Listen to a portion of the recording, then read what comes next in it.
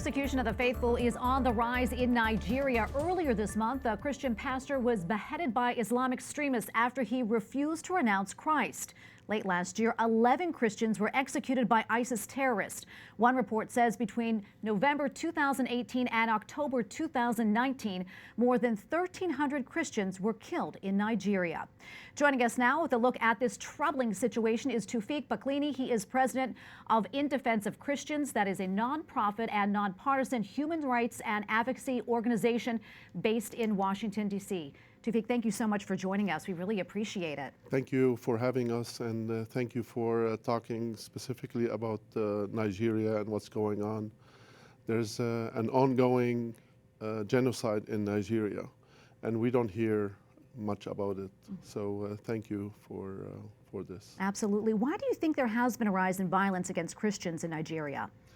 There has been, it's only because they're Christians. Christian persecution around the whole world.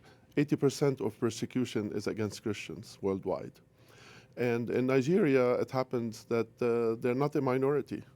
They're 50% of the country. And they've been persecuted only because they're Christians, for their faith. Is the government in Nigeria doing anything about it? No, almost nothing about it. And that's another problem. We should really work to make sure they're accountable and to have the Christians in the north be protected. Yeah. A report yesterday said the United States might withdraw some of its troops from Africa. Would this proposal affect persecuted Christians in Nigeria? Not really. We've been bringing forces from all over, including from the Middle East. There's no need to keep a large amount of forces, but the president has been helpful in the Middle East, and we need his help in Nigeria. And we have many ways. We give a lot of aid to Nigeria, and we are in the strongest country in the world. There are ways to work on this.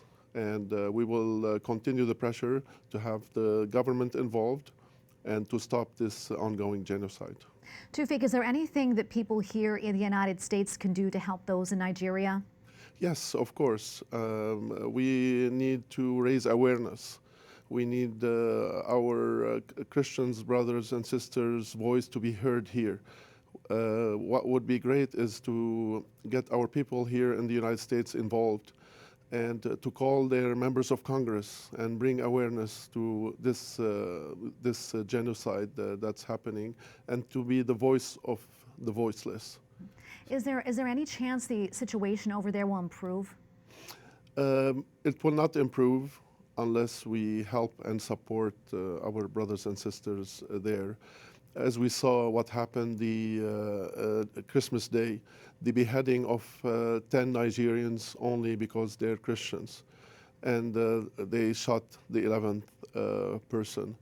So it's a copycat of how the Coptics were killed the same. So Boko Haram means Western education is not allowed. That's what it means. So, and the reason those 10 were beheaded, it was because the Baghdadi was killed in Syria. So basically, they count the Christians as Westerners. And when the U.S. moves to kill the terrorists and move on the Islamic State and otherwise, the Christians are paying the price in other areas. Well, Toufic, thank you for coming on and sharing your insight. We will continue to pray for them in Nigeria. Thank you again. Thank you.